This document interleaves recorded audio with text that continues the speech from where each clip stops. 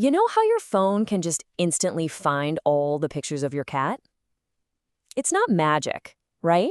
It's actually a super powerful type of AI called a neural network. And today, we're going to peel back the layers and demystify how a machine actually learns to see.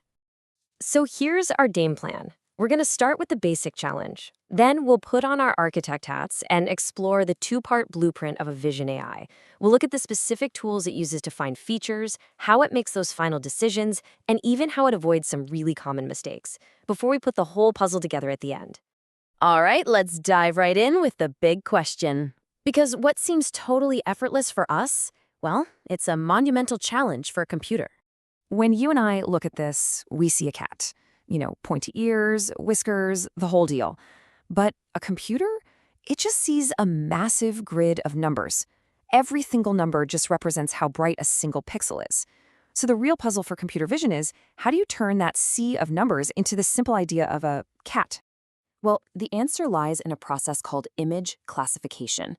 The goal here is pretty simple. You take an image as your input on the left, you run it through this kind of black box of operations in the middle, and what you get on the other side is a clear label, like cat or dog. So what's actually inside that black box? Well, usually it's a system that's inspired by our own brains, the Convolutional Neural Network, or CNN for short. And this thing is the absolute workhorse of modern computer vision. At its core, a CNN's mission is actually pretty elegant, and it breaks down into two main jobs. The first part is feature extraction. This is where it scans the image to find all the important visual patterns. The second part is classification, and that's where it takes all those patterns and makes the final call. You can think of it like this. The first half of the network, that feature extraction part, it's like a detective, carefully gathering clues from the image. An edge here, a little patch of fur texture there.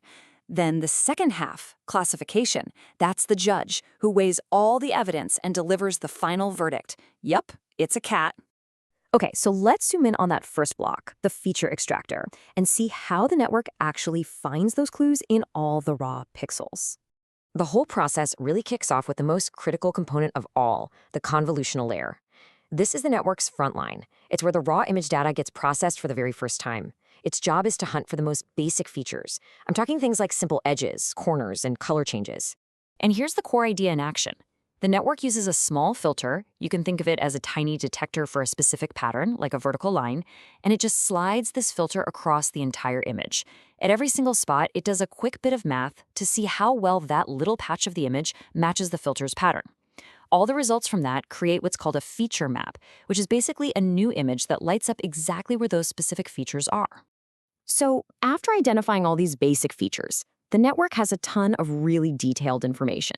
To make it more manageable and to really zero in on what's most important, it uses something called a pooling layer. A really common way to do this is called max pooling.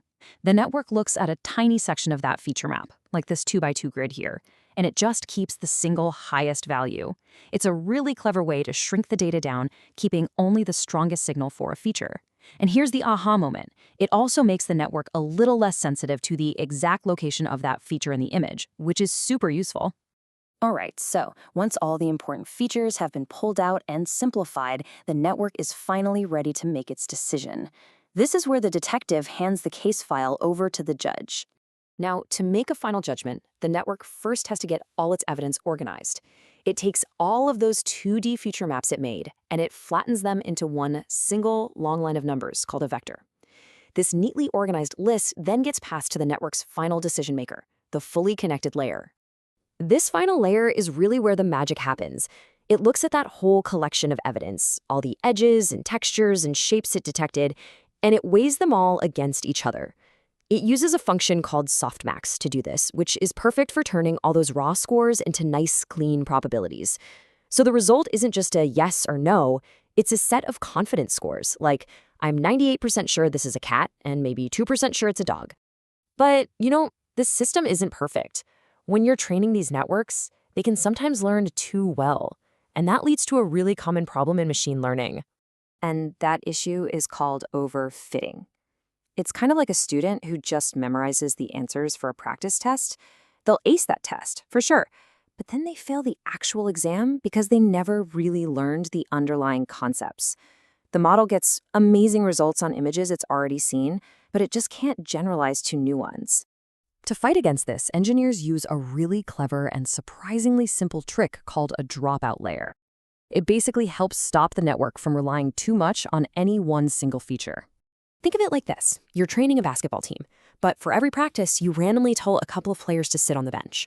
That's what dropout does.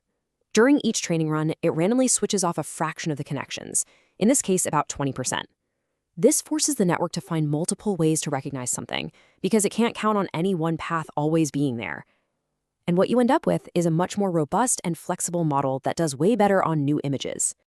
Okay, let's put it all together now. We're going to recap the entire journey, from a simple grid of pixels all the way to a final confident prediction. So this is a whole pipeline. The image comes in as this large grid of pixels. Then, as it goes through these layers of convolution and pooling, you can see how it gets smaller, but it also gets deeper conceptually, packed with more and more complex feature information. All that condensed data is then flattened out and passed to the final fully connected layers, which use that Softmax function to spit out the final prediction. And there you have it. The black box is officially open. It's not just one single thing, it's a logical, step-by-step pipeline. We watch a chaotic grid of pixels get transformed into structured knowledge, turning raw data into what looks a lot like genuine understanding. This technology is really the foundation for so much of what's coming next, from self-driving cars that have to navigate crazy city streets to AI helping doctors spot diseases in medical scans. We've essentially given machines the sense of sight, which leaves us with a final thought to chew on. What comes after seeing? What are we going to teach them to understand next?